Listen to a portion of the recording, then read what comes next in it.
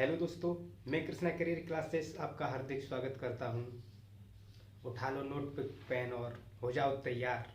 आपके लिए बहुत इम्पोर्टेंट महत्वपूर्ण हिंदी में एक टॉपिक लेके आए हैं, वो है वर्णमाला। उसके बारे में आपको कुछ बताएंगे। एक दो क्वेश्चन यहाँ से बनते हैं, तो आपको सबसे पहले इसके बारे में बताएंगे। टॉपिक लिखा है वर्णमाला। तो ये क्या होता है वर्णमाला, तो इसके बारे में बताएंगे। तो एक बार ये वीडियो सब अपने दोस्तों के साथ शेयर करें और इस चैनल को जल्दी से जल्दी सब्सक्राइब करें। हो जाओ तैयार। अब हिंदी में टॉपिक है वर्णमाला क्या होता है। तो ये भाषा जैसे पूछ लिया है वर्णमाला क्या होता है, तो भाषा के आधार पर उच्चारण की दृष्टि से भाषा की न्यूनतम इकाई क्या है, ध्वनि है। जैसे क्वेश्चन पूछ लिया जाए सबसे छोटी इकाई क्या है, तो वो है हमारी ध्वनि। उच्चारण की दृष्टि से सबसे उच्चारण की दृष्टि से भाषा की न्यूनतम इकाई क्या है, ध्वनि। और लेखन की इसकी दृष्टि से अक्षर या वर्ण है। क्वेश्चन जैसे पूछ लिया जाता है, बच्चा बताइए कि भाषा की सबसे छोटी इकाई क्या है, तो वो क्या है।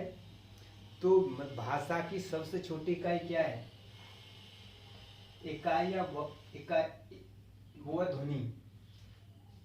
इसके बाद बात करते हैं वर्णमाला। वर्णमाला क्या होता है, तो वर्णमाला होता है क्रमागत व्यवस्थित समूह को वर्णमाला कहते हैं। ये वर्णमाला होती क्या है, तो वर्णमाला कहते हैं क्रमागत व्यवस्थित समूह को वर्णमाला कहते हैं। इसके बाद हिंदी वर्णमाला क्या होती है। हिंदी वर्णमाला दो प्रकार के होते हैं, में स्वर और एक व्यंजन। दो भागों में व्यक्त किया गया है ये। एक होता है आपका स्वर, एक होता है व्यंजन। स्वतंत्र रूप से उच्चारित वर्ण स्वर कहलाते हैं। जैसे क्वेश्चन पे स्वर क्या होते हैं, तो स्वतंत्र रूप से बोले जाने वर्ण क्या कहलाते हैं, स्वर कहलाते हैं। उच्चारण के आधार पर स्वर 11 होते हैं और लेखन के आधार पर स्वर कितने होते हैं, 13। उच्चारण के आधार पर पूछ लिया जाए कि बताइए उच्चारण के आधार पर स्वर कितने होते हैं, तो उच्चारण के आधार पर स्वर कितने होते हैं, तो 11 होते हैं। अगर लेखन के आधार पर पूछ लिया जाए तो बताइए कितने होते हैं, तो लेखन के आधार पर होते हैं 13। यहाँ से क्वेश्चन बन सकता है, इंपॉर्टेंट क्वेश्चन पॉइंट है। इसके बाद आता है दीर्घ स्वर। दीर्घ स्वरों की संख्या कितनी होती है, तो दीर्घ स्वरों की संख्या कितनी होती है, 7 होती है। इनमें से संयुक्त स्वर कितने होते हैं, 4। ए ऐ ओ औ। ए ऐ ओ औ ये हमारे संयुक्त स्वर होते हैं। और हमारे दीर्घ स्वर आ ई उ ये दीर्घ स्वर कहलाते हैं। ऐसे करके बताया गया है कि दीर्घ स्वरों की संख्या टोटल कितनी होती है, तो 7 होती है।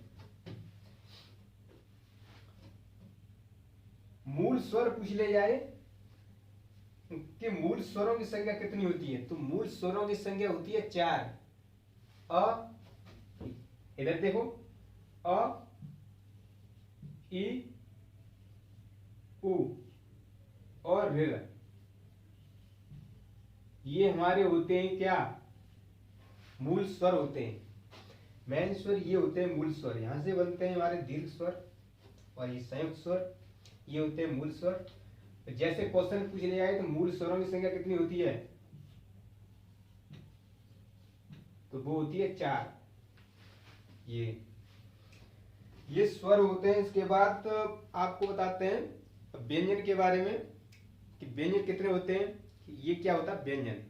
तो इसके बारे में बताते हैं। जैसे व्यंजन पूछ लिया, व्यंजन क्या होता है, तो व्यंजन होते हैं स्वरों की सहायता से बोले जाने वर्ण व्यंजन कहलाते हैं। व्यंजन क्या होते हैं, स्वरों की सहायता से बोले जाने वाले वर्ण व्यंजन कहलाते हैं। व्यंजन कितने होते हैं, तो व्यंजन हमारे पूरी वर्णमाला में 33 व्यंजन बताए गए हैं। तो इसके बारे में एक एक करके बताएंगे, बता रहे हैं अभी। देखिए व्यंजन के बारे में बता रहे थे आपको हम। तो ये व्यंजन होते हैं, तो जैसे इनकी 33 मानी गई है, इनकी संख्या 33 बताई गई है। जैसे व्यंजन पूछ रहे हैं व्यंजन कितने प्रकार के होते हैं, तो व्यंजन होते हैं 33, इनकी संख्या 33 होती है और ये 5 प्रकार के होते हैं। व्यंजन कितने प्रकार के होते हैं, 5 प्रकार के होते हैं। तो जैसे पहला होता है स्पर्श व्यंजन, उसके बाद दूसरा होता है अंतःस्थ व्यंजन, ऊष्म व्यंजन तीसरा होता है, उसका चौथा होता है उत्क्षिप्त व्यंजन या द्विगुण व्यंजन भी कह सकते हैं इसे।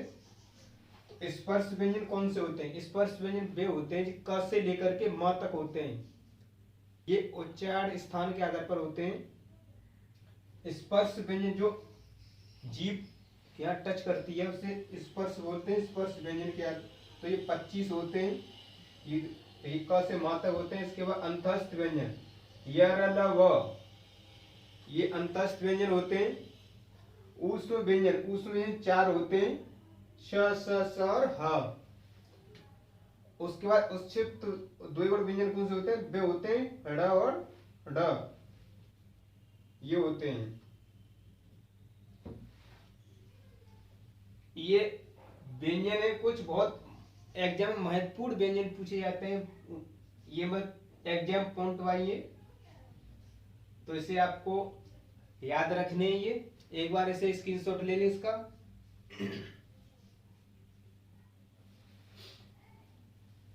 ये व्यंजन थे कुछ आपको आपके लिए हम लेके आए। अब आगे टॉपिक लेके आएंगे, उसके बाद बताएंगे आपको।